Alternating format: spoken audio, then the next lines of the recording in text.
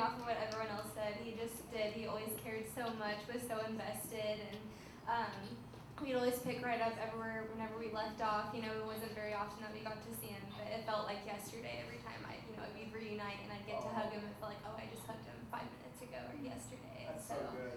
That's something that I definitely didn't take for granted, and I still don't with Grandma. So, yeah, love them so much. Thank you. There's definitely a trend going around this room in this entire family about how Dad's willingness to serve. It's not ever going to go unnoticed, and the stories are still going to keep coming in the days ahead, the years ahead. But Dad's love was not only unconditional, but instantaneous, and I felt that always. And as many of you already said, like, he would hang on your every word. He was absorbed in everything you thought about and wanted to just spend quality time with you. You were everything in that moment with him. The stories go on and on. I think I could go way back and start with one of the very funniest memories now, but not at the time. Tim and I were leaving for our honeymoon, and I'd already had a reputation for leaving things behind, losing keys, cell phone, purses. I did it all. And so Tim and I were ready to leave for Cancun, and we get there. This was before 9/11, and check-in was a little bit different back then. But we were up there at the counter ready to check in, and yours truly didn't have her purse. It was left in a limo that we were in the night before, so we had to track down the limo, track down the purse. First thing we did was call Dad. And he came, and we had minutes to spare to get on that flight. And there he was, willing, rushing up to the curb to hand off the purse, running towards us with a big smile. But I'm thinking, how did he get here that fast? He had to go from Huntington to Waxhaw and all the way to Charlotte Douglas Airport. But again, he made it happen. And the stories just go on and on from there.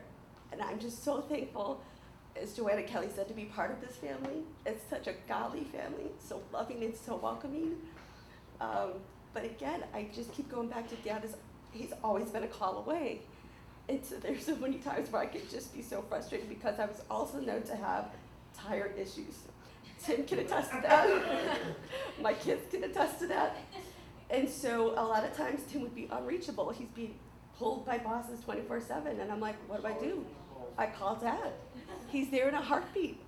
I don't even call Tim until after the fact because Dad was there to take care of it. He was better than AAA. I didn't even have to call State Farm because he called State Farm on the way. There were so many little miracles, and the list just went on and on and on. But he's always and forever going to be a treasure in my heart, always. So we thank you, Dad, for the legacy that you're continuing on in this entire family. And Mom, we love you, and we're so proud of everything that you have here representing your family today.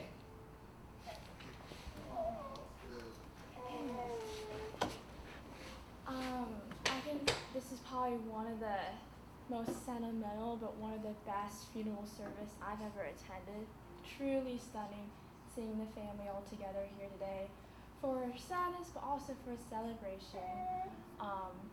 Grandpa will always be with us, but one cool fact is Grandpa and I have the same initials. I don't know how long that will last, hopefully a little longer. We both have the GT, so I think that's always I always know that he's always with me, And then also I think like all the grandkids here can relate is like sometimes Grandpa would pick us up from school, and I think it was always such a treat because he'd come in the minivan and, we'd probably going on a field trip, going to Lowe's or going to the house, doing something. So it was always such a special treat. And then also, we all know he recorded so many things, and one of my favorite things to this day is I can go in our DVD cabinet and I can see the list of all my violin recitals, all my dance recitals, and it has the name, the date, everything that you can think of on it labeled, and it's just truly, Grandpa is one of a kind, and I'm just so lucky to have Grandpa and Grandma, one of my favorite grandparents to this day, and so godly, serving. So yeah, thank you. Well done. Man, Grandpa was hero status, and the best analogy for it is thinking of Grandpa's chair.